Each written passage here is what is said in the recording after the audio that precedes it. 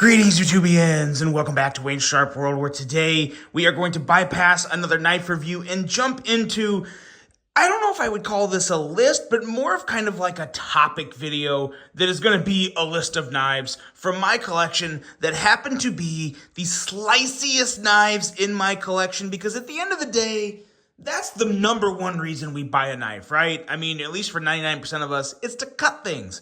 And you want your blades to be as sharp as can be. And I went through I have two workbenches, another little wooden case, and a few rolls of all my knives.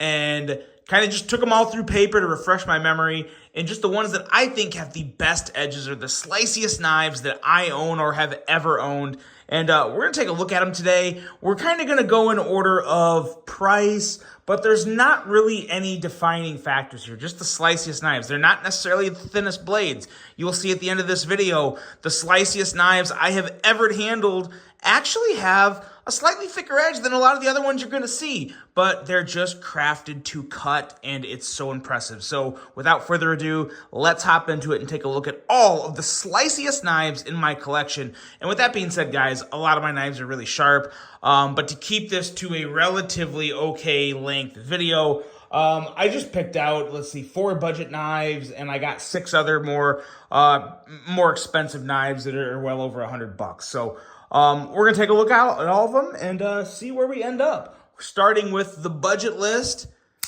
I'd be a fool if I did not start this video talking about slicey budget knives without talking about a Sencut. And we are talking about the one that lives up to its name. That is the Slashkin from Sencut. This guy is, I think, at least a couple of years old. Now, again, we're not going to run through all the specs, guys. We're not even going to necessarily talk about behind the edge thickness or thinness, because we're just going to talk about the blade, the knife, why I love it, and pick one of these guys up, you guys. Seriously, Sencut, when it comes to slicey budget knives, there is no better option than Sencut. We already know about the awesome action, the perfect detents, the great ergos, and the mind-blowingly good prices. But the edges on Sencut knives, especially the Slashkin, this thing is just an absolute laser beam, guys. Wicked hollow grind, super thin behind the edge. If I remember right, it's been a long time. This one's got to be around 16, 17 thousandths. Just a damn good knife, guys. Good size, perfect detent. But the way this thing moves through paper is it puts a lot of other budget knives to shame. Even really, really good budget knives from a slicey standpoint, this thing is just above just about all of them. This thing is phenomenal. The Sencut Slashkin, very easy to remember the name, and it tells no lies, guys. This thing is a phenomenal slicer. Amazing, amazing budget knife, coming in around, I want to say it's like $40, $39, something like that. The Slashkin is an absolute slicing beast. And one more Sencut, because we're not going to make a full Sencut video, but I had to include arguably my favorite Sencut. That is the Glide Strike, because this guy also has what is a combination for a very slicey blade, standard thickness and blade stock, but a very, very tall flat grind leading down to a wickedly thin edge. This thing is just badass. I mean, it's a big knife, feels great in the hand. But yeah, that edge I forgot. I haven't carried this one in a while. You got to be careful. That didn't cut me, but I felt it. I felt it come down on my finger. Kind of scared me, to be honest. Yeah, the Glide Strike is just phenomenal. I really, really hope I would like to see, and I usually complain about this, but I would really like to see the Glide Strike brought to the Sencut or the Civivi lineup. I just think it would be cool. I love the design, love the blade shape, love the size of it. It's a phenomenal one. It is ridiculously slicey. This one and the Slashkin are the two, in my opinion, the two sliciest Sencuts you can get. And they're both mega affordable. So can't go wrong. Can't go wrong with a Sencut. Moving on to another budget knife from Kaiser, we got the Veritas. Now this guy's coming in at $69. And just a phenomenal blade once again. Full flat grind, super slicey. Reminds me of another company we're going to see later in this video. But I truly think when it comes to Mega slicey cutting geometry, just the best you can get. I prefer a full flat grind over a hollow grind. I like the strength behind the grind more. You can get wicked thin. I mean, you can clearly get wicked thin with a hollow grind as well. I like the structure behind a flat grind more than a hollow grind. But man, oh man, this thing is a slicing beast. And again, guys, this was when the Veritas first came out, it was a premium offering, and it was, $170, $160. Which was a phenomenal price for what knife that was, because there's a lot more milling and things going on. But this one, they just simplified it, put more of a budgety steel on it, and put that same ridiculously thin, slicey, full flat grind on it, and it is good to go for, like I said, I think $69. Probably the sliciest Kaiser knife. Or Kaiser budget knife, I would say. Ridiculously slicey, ridiculously good. The Kaiser Veritas, whether you get premium or budget, you can't really go wrong. If you're on the fence and you're not sure, then spend less, go with the budget version, and be happy, because you will be, because the Veritas does not disappoint. One of my favorite Kaiser knives of all time. Okay, last budget offering, and this one is another one that I think is quite underrated. This is the Civivi Amorite, and need I say more? I mean, wide, tall blade, thin blade stock, full flat grind, amazing choil. Look at that tip. This thing is a slicing beast, guys. Cardboard runs from this thing. It grows legs and runs away. I'm not kidding you. This thing is amazing. Probably the most, or at least one of the 3 most underrated Civivi knives out there. I love it. It's a little harder to find, and I believe this is a knife you want to buy off Amazon. I think it's a little more expensive at retailers, if my memory serves me right. I mean, check it out. I'll have links to Amazon for sure. Check it at other retailers. But I know, like Blade HQ, I'm pretty sure this was the one that was, for some reason, it was just marked way up. I'm sure it probably wasn't intentional. It might have been an error. But regardless, nonetheless, definitely the Amazon route is where you want to go with this guy. But just a beautiful blade. It's very angular, very simple. But for me, it just works really well, especially with that handle and the choil. And again, slicey blade for days, guys. I think this guy's coming in at like $79, $89, $82, something like that. Really nice one from Civivi, the Amorite. Okay, now we are going premium and we're not looking back. And the next 3 you're going to see aren't in order. I have number 1. Number 1 is distinguished number 1. The rest of these are just kind of worked in as I please. So here we go. Moving into one of my knives of the year, the Kunwu Padre. This thing is an absolute animal when it comes to sliciness. This blade is, first of all, just stinking gorgeous. I mean, it's one of the best looking blades on a folding knife I've ever seen. The handle is very good. I wish there wasn't quite as much length on the handle. I know there's that mini version. I just haven't been able to get my hands on one. But man, oh man, the Padre blade is just... It looks powerful, and it is powerful, man. It is just ridiculous. Super thin, tons of belly, tall flat grind, Van X steel to hold that edge for days, more than days. This thing is just phenomenal. I honestly don't know if the Padres are still available. I will link them if I can. But I honestly don't know. It's been a minute since I've looked into Kunwu. So I'm not sure, but I will do my best to provide a link for all the knives you see.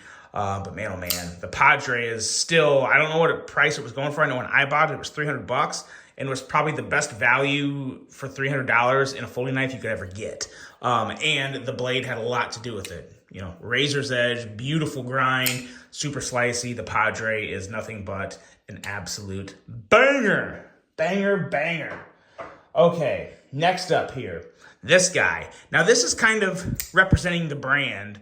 Midnight, or Jack Wolf, I was going to say. This is the After Hours Jack. This is either After Hours or Midnight Jack. I can't remember. But this is one of the Jack Wolf knives.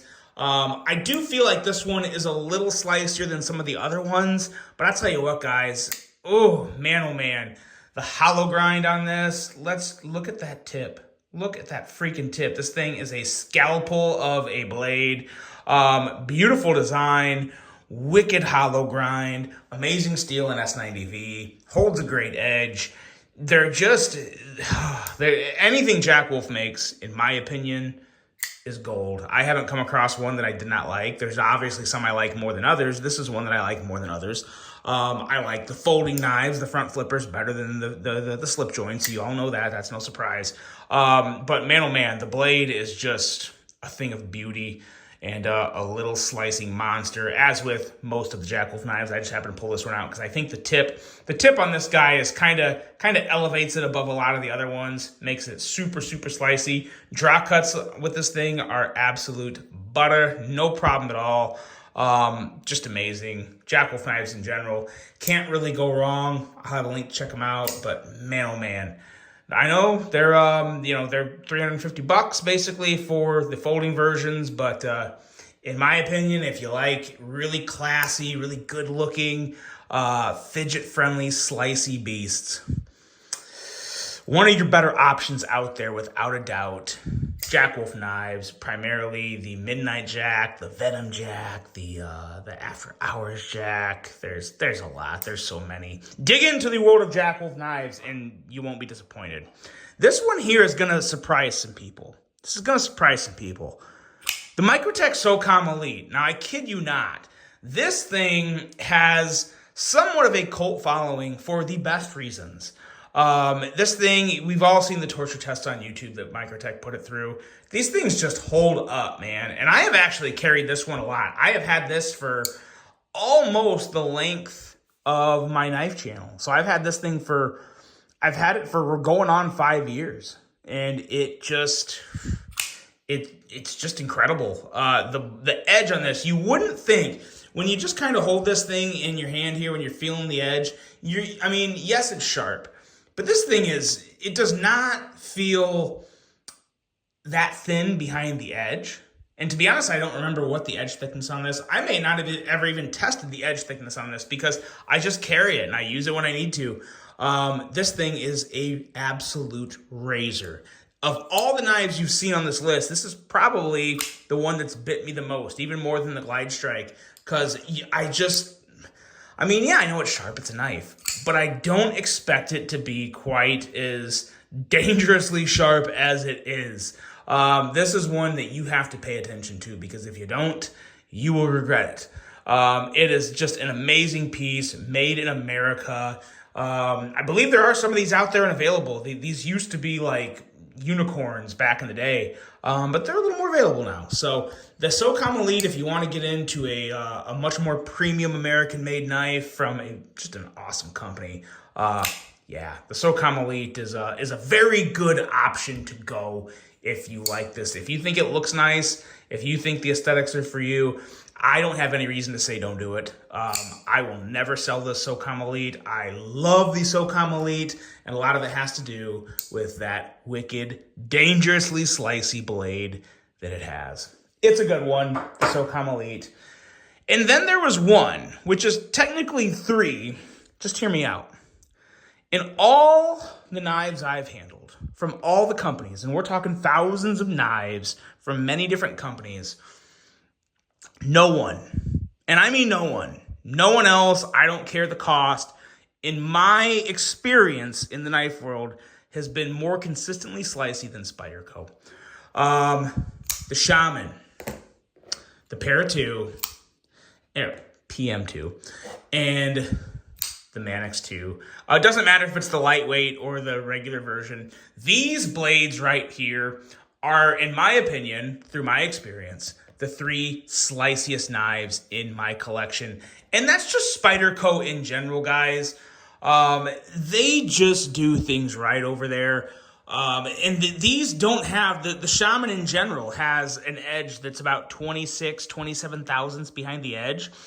Based off a lot of the readings that I have and a lot of my other reviews when I'm reviewing, the budget knives from Civivi and Kaiser and Vosteed, and the list goes on, Artisan Cutlery, CJRB, those are all around, 15 to 18, 19 thousandths, considerably thinner behind the edge than the Shaman. or the PM2, which I still think is like 24, 25 thousandths. And then the Mannix may be the thinnest, but we're still talking like 23 thousandths behind the edge. These knives are not razor thin behind the edge, but what they have is a phenomenal edge on them that is smooth, that is a little wider than most. Just perfect cutting geometry. Perfect. And any one of these three, I mean, I'd be very hard pressed to pick one of these three over the other. I really couldn't. I honestly could not. I would argue that the PM2 may be the best overall perfect EDC blade if you need to do a lot of piercing. I love some good piercing. Then when it comes to just, I don't know, the Mannix 2 and the Shaman are really kind of neck and neck. Maybe comes down to ergos. Some people will be priced because the Mannix 2 lightweight is more affordable than the Shaman. I don't know, but this is what I do know. When it comes to slicey blades, I have yet to be more impressed with blades out of the box than Spyderco. And I say out of the box because a lot of us can sharpen, but not all of us can sharpen very good. Let's be honest. Let's be honest. A lot of us send knives off to other people to sharpen for a reason. But you get these things out of the box and they are just absolutely wicked sharp. And I love that. I love the consistency. I love the legacy that Spyderco has made for their blades. And they're just that good. They are just that good, guys. If you don't have a Spyderco, shame on you. You should. I don't mean shame on you. I mean, we're all part of a fun community here. And if you're watching this video, I love you regardless of what you think of Spyderco. But yeah, I mean, it doesn't get much better and slicier than a Spyderco. And it doesn't, any of these, in the Para 3, throw the Para 3 in there as well. I just always go with the PM2 over the Para 3 if blade length isn't a concern, depending on where you live. So yeah, these are it, guys. These are the best, in my opinion. You can't beat a Spyderco Edge. They're just incredible. And that's my list, guys. Those are the sliciest knives in my collection. Let me know what you think. Let me know what are the sliciest knives in your collection. Give me your top three. Give me your top three. I'd love to hear them. Hope you guys enjoyed this one. Hope you have a great rest of your day. And until the next one, I'm out.